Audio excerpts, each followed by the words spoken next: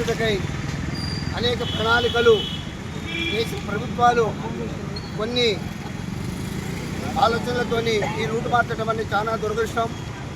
దానికి నిరసనంగా మేము అగ్రికల్చర్ అడవి అసోసియేషన్ వాళ్ళం ఈరోజు సూర్యాపేట పట్టణంలో పాదయాత్ర చేసుకుంటూ నిరసన కార్యక్రమంలో మేము భాగస్వాములు అవుతున్నందుకు మేము చాలా సంతోషిస్తున్నాం.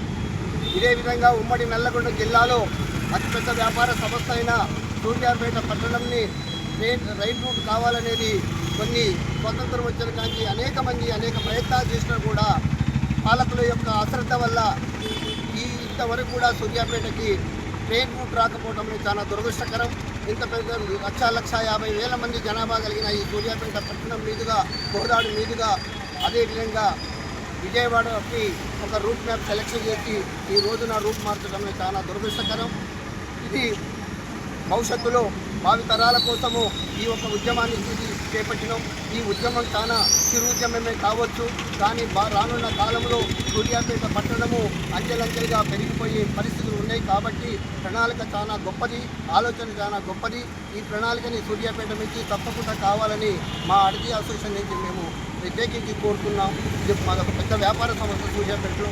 కాబట్టి ప్రభుత్వాలు గుర్తించి, పాలకులు గుర్తించి ఈ సూర్యాపేటకి ఒక వరాన్ని మీరు ప్రకటిస్తారని మనస్ఫూర్తిగా ఆశిస్తున్నాం. బుల్లెట్ ట్రైన్ సాధనలో భాగంగా 10 రోజుల నుంచి రిలే నిరాహార దీక్షలు మరియు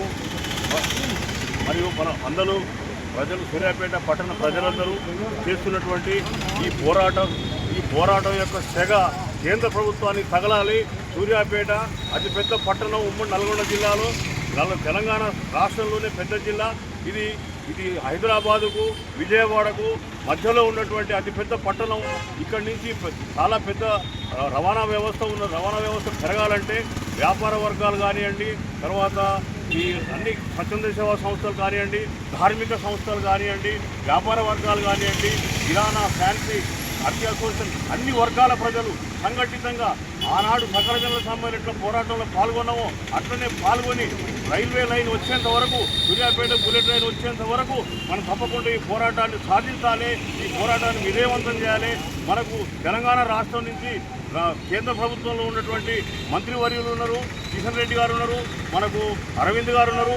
వారందరినీ మనం ఈ పోరాట స్ఫూర్తిని, మన యొక్క పోరాటాన్ని వారికి తెలియజేసి వారి ద్వారా మనం తప్పకుండా సాధించుకోవాలి. మనకు దీనివల్ల రైతులు పండించిన పంటలకు కానీ రవాణా వ్యవస్థ డెవలప్ అవుతుంది, రైతులకు పండించిన ఉత్పత్తులకు ధర వచ్చే అవకాశం ఉంటుంది, ఉద్యోగం మేలు జరుగుతుంది, వ్యాపార వ్యవస్థ ఇంకా డెవలప్ అవుతుంది. అన్ని వర్గాల ప్రజలకు, కార్మికులకు, కర్షకులకు, ప్రతి ఒక్కరికి, వ్యాపారస్తులకు, ప్రతి ఒక్కరికి ఉపయోగకరమైనటువంటి ఈ విధానాన్ని తప్పకుండా ప్రభుత్వం పాత విధానాన్ని పరిగణలో తీసుకొని ఈ రైల్వే లైన్ను సూర్యాపేట మార్చాలని చెప్పని ఈ సందర్భంగా మనం